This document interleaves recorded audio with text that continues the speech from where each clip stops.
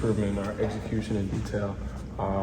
Before, not to go back too far, but before Iowa, we had a bye week where we really wanted to focus on ourselves and what we needed to improve on. We think as a team, and the coaches believe that we won the bye week, and I think that it showed in the Iowa week and progressed on to school down the road week.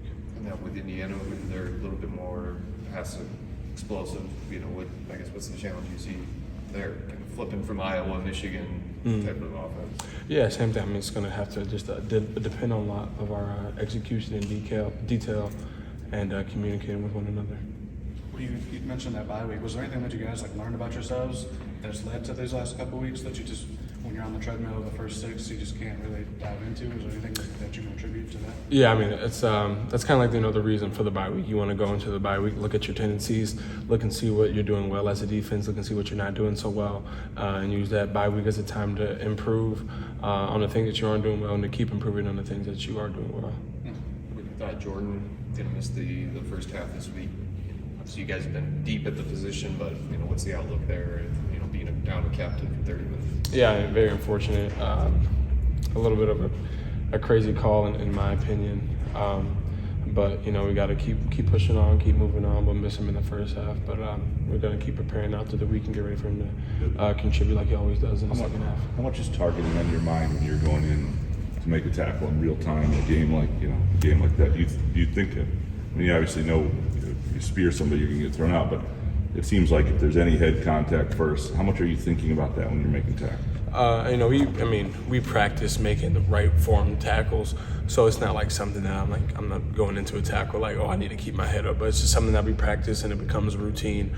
Sometimes in the heat of the moment, depending on the angles and whatnot, stuff happens, which I think happened in JT's case in the slightest bit, but yeah, it's kind of just not something that you really think about, but it's just a routine thing. Have you had some where you, because of the angles and the way it went in, you thought, uh-oh, and you're worried about?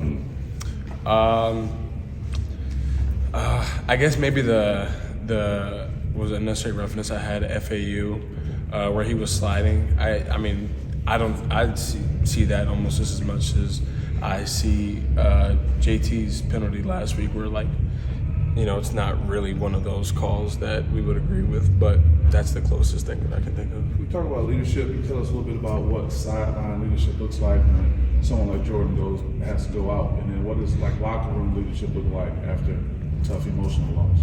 JT, he's a big focal point leader for the defense, especially when times are down. So we're gonna need people like myself and everybody else collectively to come together and keep the morale going. He'll be there. It's not like he's not playing. He'll still be around on the sideline, being supportive in that first half, and then contributing on the field in the second half. And kind of the same thing in the locker room. He's still around. He's still practicing. He's still doing everything. But just with his absence on the field in the first half, some people are going to have to step up, including myself. I assume he's going to obviously play in the second half, but he doesn't have that sort of warm-up period in the first half. Not to say warm-up, but he can't learn from it. I'm curious, someone who's in his position, how much do you consult with him and say, hey man, I've seen this, X, Y, and Z? Yeah. How much do you prepare him for that? We do that throughout the course of the week and the course of the game. We continue to prepare, not only before the game, but during the game, things that we're seeing. So, whether somebody's playing or not, as soon as we get back from the sideline, we're talking about what we saw, things that maybe were different than what we practiced during the week. So that's always a big part of our game plan throughout the week and on game day. Have you seen yourself improve throughout this season, year number 2, new coaching staff, new scheme? In what areas do you feel like you've improved even since September 1st or so? And where did you feel you needed to improve in some areas during that time? Yeah, I just feel like I need to be a little more physical at the point of contact, a little more detail oriented. I feel like last year I was kind of just flying around and in and up in the right spots, whereas this year I've learned a lot, just about the scheme as a whole, and just better recognition of plays, things like that. You guys had 15 sacks in the first 4 games and then 0 since then. Some of that is situation dependent, with some of the matchups, but I guess what's going to be the key to getting more pressure into the backfield, especially the team that passes? Yeah, we got to win up front with some of our pass rush attempts, and then we have to cover better in the back end. And I think that, we're taking the right steps in that direction throughout the practice through the week. Haven't had any sacks the last few weeks, but we've had pressures, so just got to capitalize on those pressures, get the quarterback on the ground, and get home quick and cover. Is Cal like your main green dot out there? Yeah, usually because on third down I drop down, so I'm not playing Mike anymore. And same thing for JT. JT comes out on third down, so he's kind of like the constant, whether it's third down or first and second down. So he usually gets the green dot.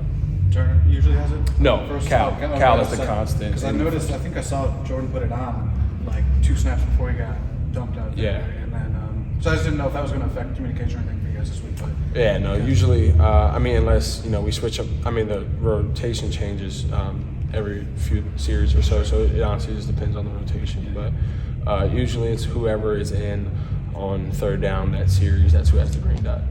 When you talk about sacks and just tackles for loss in general, I'm curious how important that is to get a team like Indiana off schedule. It seems like they're really good at staying out of the sticks. Yeah. That opens up their offense a lot. Yeah, that's one of the most important things when it comes to any team, but especially a good team like Indiana, where they haven't trailed all game, and that comes their lack of not having a lot of minus plays. So getting them off schedule is one of our key points this week. Getting them to second and 8, second and 9, those longer second downs to get to third down and get off the field. second week in a row, you guys aren't exactly sure which quarterback I guess you're going to get. What's it like preparing for that? Is that a big deal? The scheme is the scheme, but guys obviously have some differences. What's that like preparation-wise? Yeah, both quarterbacks are good players. We saw last week in their game against Washington, their backup quarterback was able to produce. We know that the guy who's been starting for them for the first 5 or 6 games has produced really well. But they're a real scheme team, and there's not really that much of a difference. We believe in play between one quarterback between the other, schematically wise. Each quarterback has their own different, just their attributes and what they can do. But I don't see a lot of a difference in their scheme when it comes between quarterbacks. A little bit more QB run per se I saw last week against Washington, but Is there any extra, you got Anthony and Chad, both at Indiana last year? They have any insight to the personnel? Obviously, different staff and everything, but no, I wouldn't say so. I probably know a little bit more than some guys who came from the Sun Belt, like Wayne, and I know I'm from that area. I know a few guys over there, so we probably have a little bit more intel on their personnel and their staff more than those guys. But Alex just emphasized the importance of forcing turnovers. Obviously, that's something you want to do every game, but it seems like that's something your unit needs to do, take the next step, or at least the front 7. Is that something you agree with? yeah, that's kind of been our MO the whole year. I know it hasn't happened necessarily as much as we wanted it to as of recently, but it's always, and I think for any defense, it's always and forever going to be the emphasis for the defense is getting the ball back to the offense.